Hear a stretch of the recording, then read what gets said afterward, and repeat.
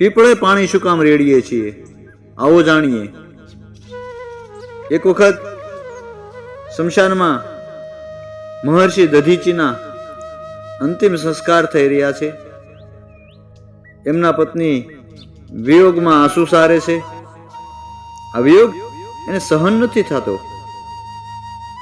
પાસે એક વિશાળ પીપળાનું ઝાડ છે. એની નીચે એમનો 3 વર્ષનો પુત્ર એમની પાસે મૂકી અને સળગતી ચિતામાં બેસીને સતી થઈ જાય છે. પીપળાના ઝાડ નીચે ભૂખથી બાળક રડે છે. નીચે પડેલા પાન અને ફળ ખાય અને દિવસો પસાર કરવા લાગ્યો. ધીમે ધીમે પીપળાને જ ઘર માનીને મોટો થવા લાગ્યો. એક દિવસ દેવર્ષિ નારદજી ત્યાંથી નીકળ્યા. બાળકને પૂછ્યું કે તું કોણ છો? બાળક કે એ જ હું જાણવા માંગુ છું.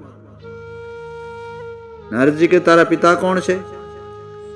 બાળક કે એ પણ ખબર નથી. તમે મને કૃપા કરીને બતાવો. ત્યારે નારદજીએ ધ્યાન ધરી કહ્યું, એ બાળક, તું મહાન દાનવીર મહર્ષિ દધીચીનો પુત્ર છો. તારા પિતાની અસ્થિમાંથી જ વજ્ર બનાવીને દેવોએ અસુર પર વિજય મેળવ્યો હતો. તારા પિતાનું 31 વર્ષની ઉંમરમાં જ મૃત્યુ થયું હતું. બાળક કે મારા પિતાના મૃત્યુનું કારણ શું હતું? ત્યારે નારદજીએ કીધું, તારા પિતા પર શનિદેવની મહાદશા હતી. જે પણ કંઈ તારે સાથે થયું તે શનિદેવની મહાદશાને કારણે જ થયું છે. નારદજીએ બાળકનું નામ પીપલાદ રાખ્યું. પીપલાદે નારદજીના કહેવા પ્રમાણે બ્રહ્માજીનું ઘોર તપ કર્યું. ત્યારે બ્રહ્માજી પ્રસન્ન થયા. વરદાન માંગવા માટે કહ્યું અને પીપલાદે પોતાની દ્રષ્ટિથી કોઈ પણને ભસ્મીભૂત કરવાની શક્તિ માંગી. હવે વરદાન મળ્યા પછી તરત પીપલાદે શનિદેવનું આહવાન કરીને બોલાવ્યા અને પોતાની દ્રષ્ટિથી ભસ્મ કરવાનું ચાલુ કર્યું. બ્રહ્માંડમાં હાહાકાર થઈ ગયો. સૂર્ય પોતાના પુત્રને સળગતા જોઈ બ્રહ્માજી પાસે ગયા. ત્યારે બ્રહ્માજી આવી બાળકને કહ્યું, બહુ સમજાયો. બીજા 2 વરદાન માંગવાનું કહ્યું. ત્યારે બાળકે શનિદેવને મુક્ત કર્યા.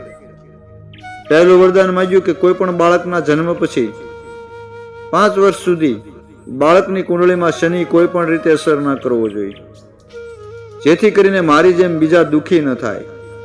બીજું, મને જે પીપળાના ઝાડે જ મોટો કર્યો છે, એટલે જો કોઈ સૂર્યોદય પહેલા એ પીપળાના ઝાડને પાણી ચડાવશે એને શનિની મહાદશાની અસર નહીં થાય. બ્રહ્માજીએ તથાસ્તુ કહ્યું. પીપલાદે પોતાના બ્રહ્મદંડથી શનિદેવના પગ પર વાર કર્યો અને મુક્ત કર્યા. ત્યારથી શનિદેવની ચાલ ધીમી થઈ. જે શનિ મહારાજ ધીમા ચાલે છે તે શનેશ્વર કહેવાયા અને આગને લીધે તેમનું શરીર કાળું થઈ ગયું. શનિદેવની કાળી મૂર્તિ અને પીપળાની પૂજાનો ધાર્મિક હેતુ આગળ જઈને પીપલાદે પ્રશ્ન ઉપનિષદની રચના કરી, જે આજે પણ જ્ઞાનનો ભંડાર મનાય છે. પીપળો 24 કલાક ઓક્સિજન આપે છે, પ્રાણવાયુ આપે છે. ભગવાન કૃષ્ણએ કહ્યું કે હું વૃક્ષમાં પીપળો છું.